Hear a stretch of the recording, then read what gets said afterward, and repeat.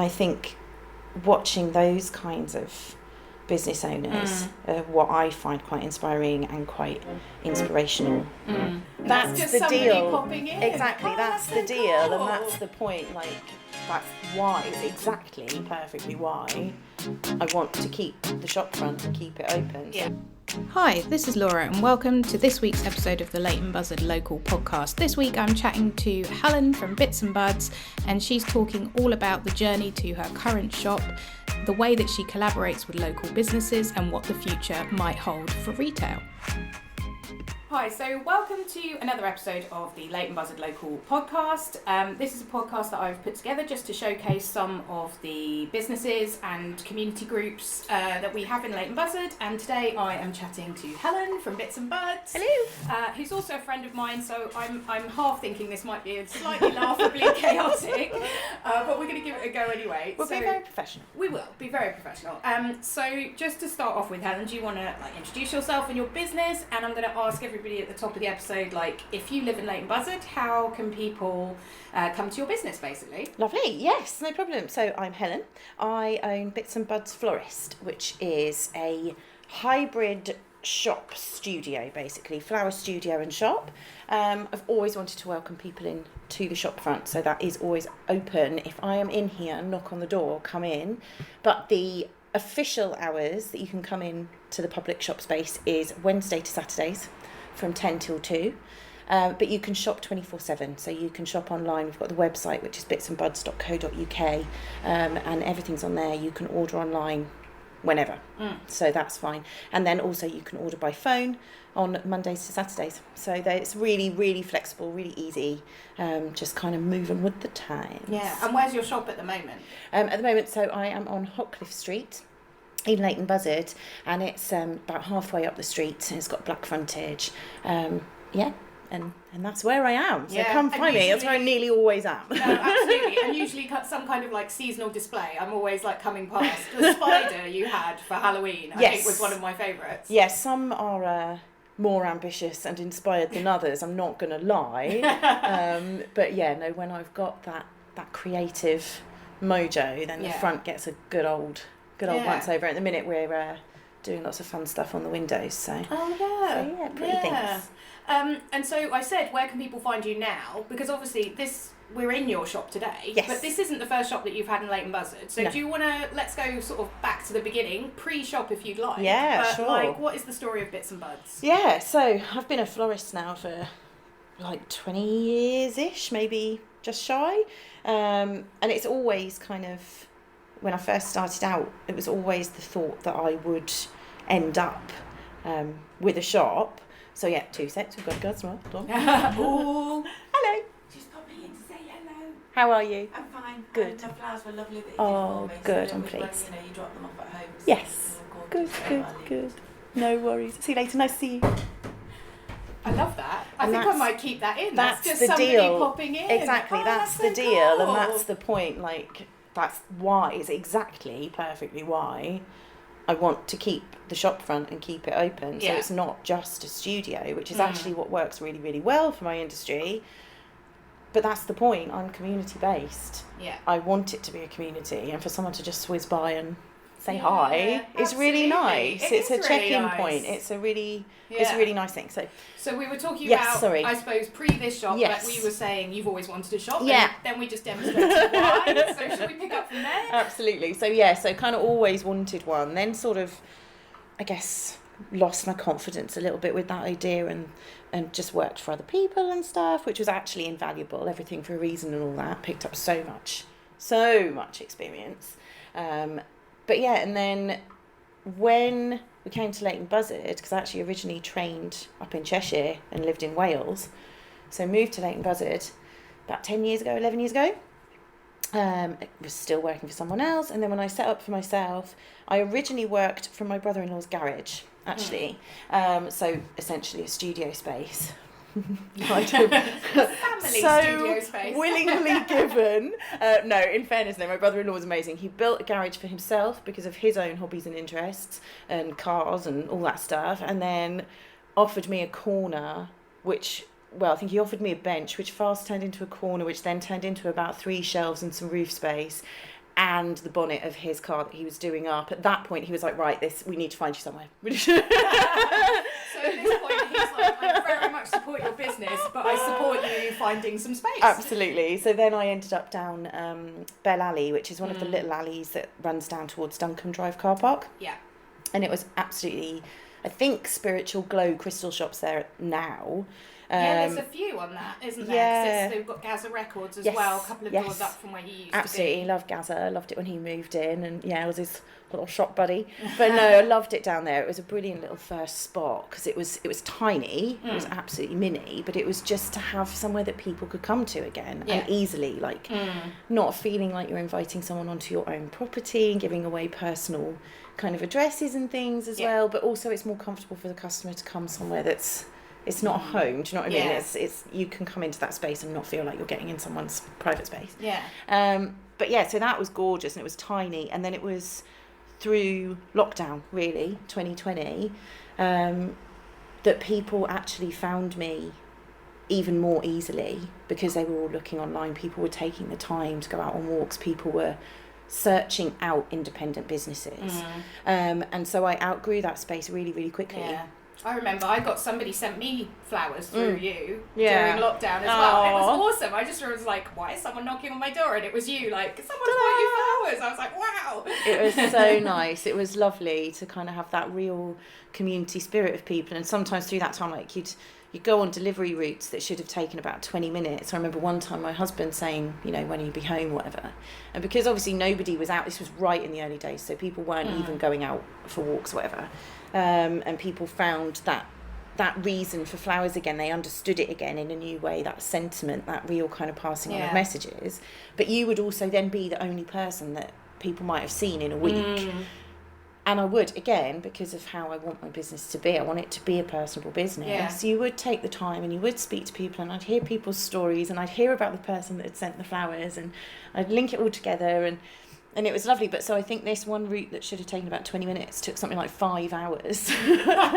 By the time I got home, I was just talking to people, because that's all part of the job as well. So, yeah, absolutely. Yeah, so that's kind of how I've ended up then here in this space. And it's still working out really well, actually. This is a really good space for me. Yeah. At the minute. It's good bigger size. than Bell Alley, isn't it? Oh gosh, yeah, it's Bell about Alley. 4 times the size, I think, and it's still not a massive shop. Yeah.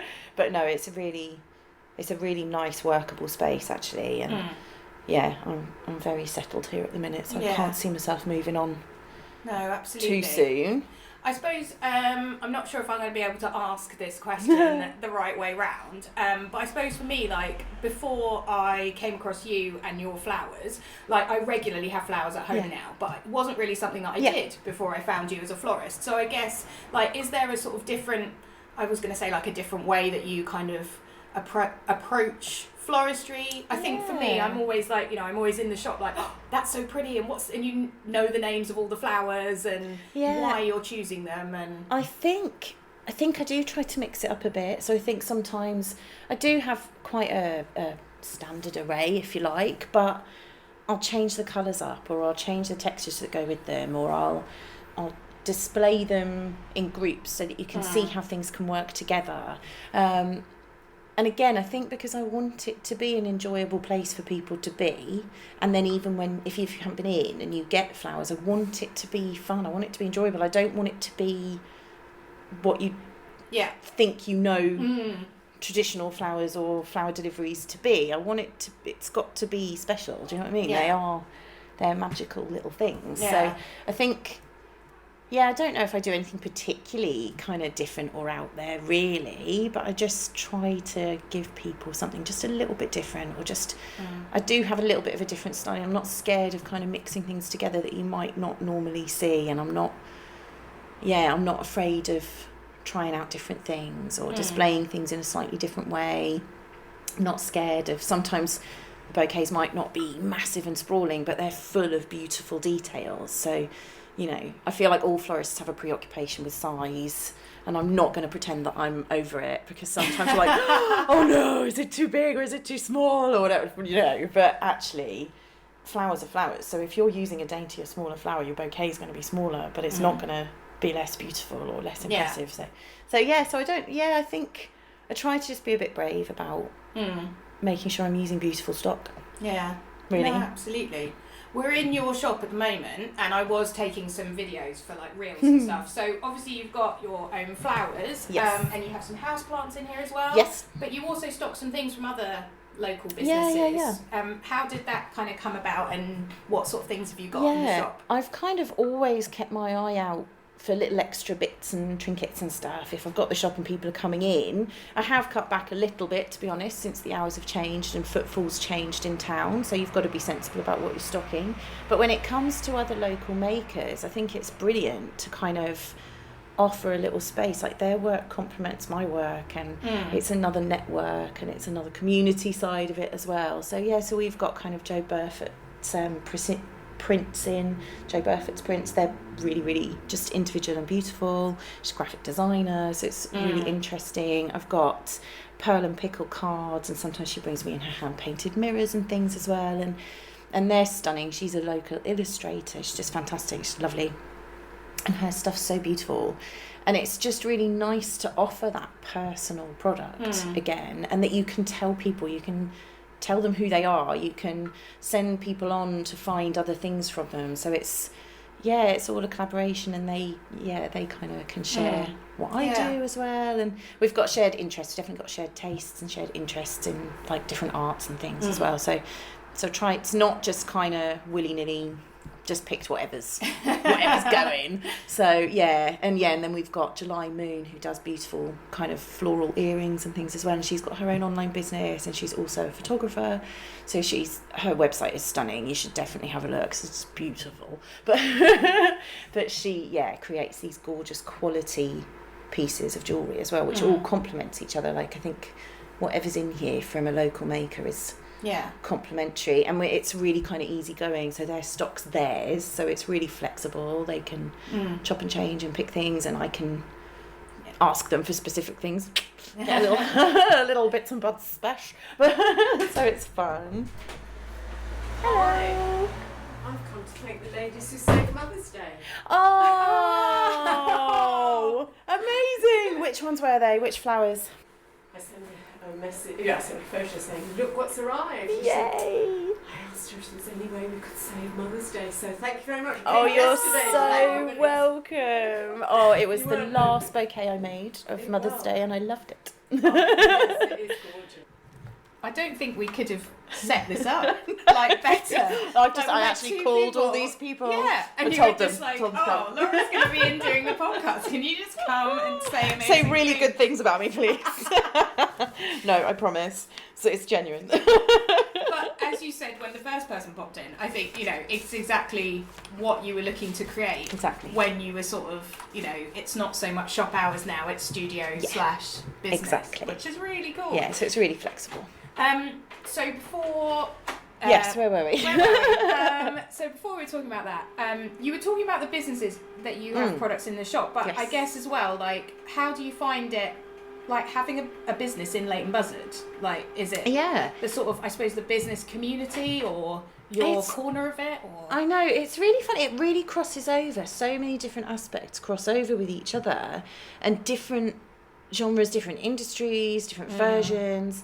Loads of us kind of cross and work together. Like we said earlier, I know Gaza from Gaza Records because of where our shops were, but we've still crossed here and there, and when he's been promoting his kind of gigs and stuff, and I've tried to go to a few of them and all that sort of thing, but then we've seen each other at like the Black Pit Brewery Festival and stuff. So it's really nice how it's that kind of community that spreads and crosses over. Then there's obviously all the other local shops like Happy Dashery, Mimic Gifts, Peacock Muse, the guys in there, all of us kind of cross over, and then even my new neighbours next door are the estate agents, but they're properly community based as well, and they really want to kind of look out for each other, and we all kind of help each other out and have interesting conversations about how you're finding kind of footfall or just the general feel of the town. I also have got nice links with the market and everything, and so there's loads of different versions, loads of different genres. I don't know if that's kind of what you mean. It just kind of crosses over, and we help each other out where you can, and it doesn't matter if you're in the same... It doesn't matter if you've got the same kind of clients or the same outcome sometimes. You're just all helping each other. Yeah. I think there is definitely that feel more than, you don't feel like you're an island on your own, basically. Yeah. I think you could know that you could call on many people within the town, within businesses, but also actually client base, if you really needed to. If I knew somebody who was linked to, so one of my clients does web design and background checks on websites and things like that. He's come to me before when I've sent out an email and said that one of the links wasn't working, but he'd be more than willing to look over it for me. Yeah. So it's that kind of helping each other out even on that way. So I kind of feel like if I had a big issue there, I'd be happy to drop him a message and not feel like I was overstepping the line, and vice versa. I think when you've got questions for each other, you're just it's just kind of proper community. Yeah, absolutely. And I think that's something that I hear from a lot of businesses locally. And like you say, ones that have shop fronts, ones that don't. And I think people, transitioning from one to the other. Like before we hit record, another person that popped in was Leanne she's just taken a space in Peacock News. And she has her reflexology Leanne business. Marie Reflexology. Yeah, so she can take appointments in there. And she was, I think you forwarded her thing to me saying she was looking for a space. Yeah. And now she's found this space in Peacock News and is really part of the community in there. So I think there's often people who are starting out businesses, bringing those businesses to the high street or doing it a bit differently. So no, I see that a lot as well. Definitely. Yeah, definitely. And I think, like you say, it's the doing it differently as well. I think it's really interesting to see all the different ways that the businesses in Leighton Buzzard are doing it and how it's evolving and how it's growing and the different offerings and stuff. And the hours and what's kind of working for everyone individually. I think we've talked about this before and how we're in quite a nice position, especially with blimmin' stupid COVID world that happened. But actually it gave a good opportunity to reset a lot of expectations and a lot of boundaries and a lot of personal boundaries as well for small business owners, where it had been so classically 9 to 5. That's what was expected and that's it, and if you weren't doing that then you weren't providing a good service, to actually realising if I'm not finding a balance for myself as well, then I'm definitely not going to provide a good service. So you have to kind of rejig it a bit and actually look at when people are out and what's working for them, because really the 9 to 5 isn't realistic for anybody actually anymore for a high street. And I think that proof of that sometimes, for me, this is just my opinion, but when you look at the town and you've got the big places like Wilco's and M&Co and whatever, they're the ones that seem to close. Yeah. Not the small independents. And even if some of them move on, something else will come into its place. It doesn't feel like that mould is working, and the stack 'em high, sell it cheap isn't working. It's not realistic anymore. So I feel like we've got a good chance for the other end, the small businesses, to kind of reassess and not get too caught up in that loop. Yeah, definitely. And be detrimental to ourselves. No, absolutely. And I think I see a lot of that as well. I think one of the things that's unique, not unique, maybe that's the wrong word. One of the things that we have in Leighton Buzzard that not everybody has is, I think we have a population of people who are very tuned into the idea of shopping locally. They actually do want to know what's around. And when they do, they then go out and put their money where their mouth is and spend. And I get messages all the time to the account. Oh my God, I didn't know about this. I've tried this. I mean, I've mentioned it a million times. So hopefully... motorbike. I've mentioned it a million times, so hopefully by the time this podcast comes out I won't still be using the same joke, but Nicola from Creative Buzz is super annoyed with me because I shared Steve at the Buzzard Bakery's pizza night, and she was like, well, that's all very well, but he sold out and I didn't get pizza. That was hers, man. When we moved into our house, Steve was still delivering bread on foot, and now he has a bakery, and I would say he's kind of like local small business legend status. He's like poster boy. Absolutely. Everyone mentions him. And again, has a shop that he's shared pictures before, has a shop that has been on the site where his bakery is for, I think almost 100 years.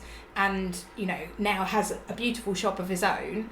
And a small business that, absolutely, he runs incredibly well. I think of him as one of those forerunners of this kind of generation of our small businesses, if you like. Yeah. Because obviously it's going to go in waves. I love it, again, having a shop. You hear about the different things that have been here before and what was over the road, and it's fascinating, and I love it. But yes, I feel like he's a good forerunner for that kind of first, how do you set it out? How do you make it work for you?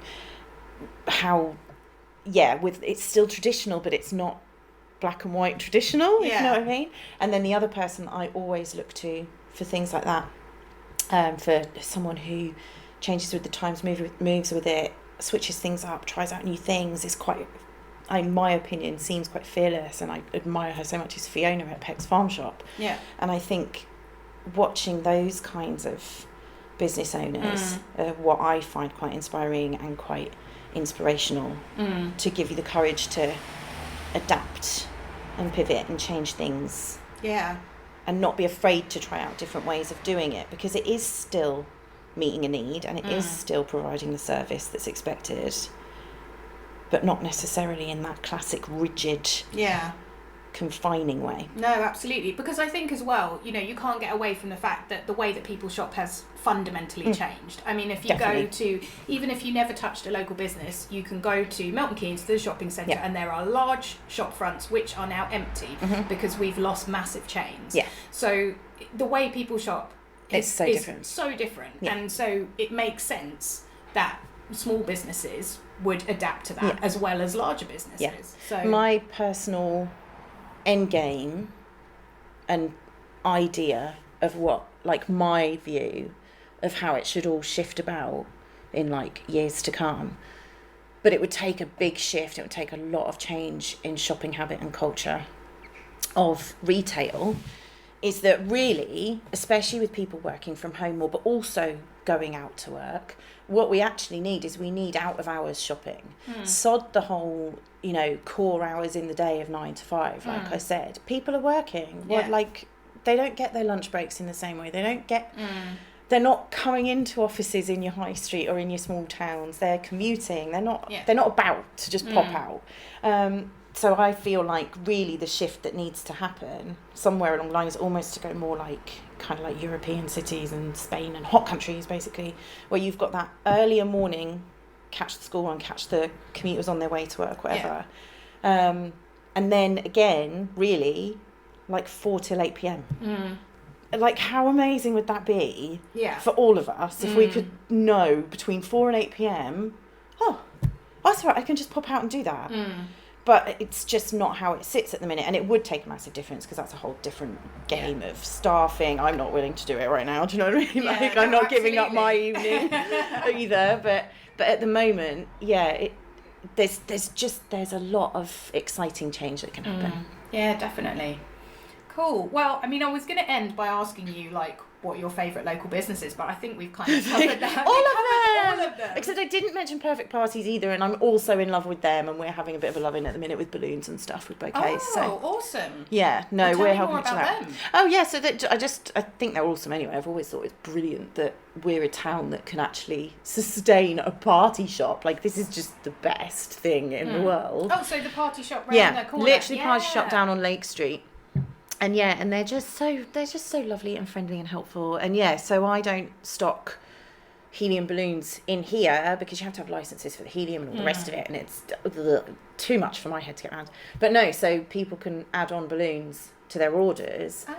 And I can go down and get them from them, and obviously they've got a huge range, so I can basically cater for anything. Yeah. So all ages, all birthdays, do you want a unicorn? Sure, let's go find a unicorn, which I wouldn't be able to do if I was stocking it.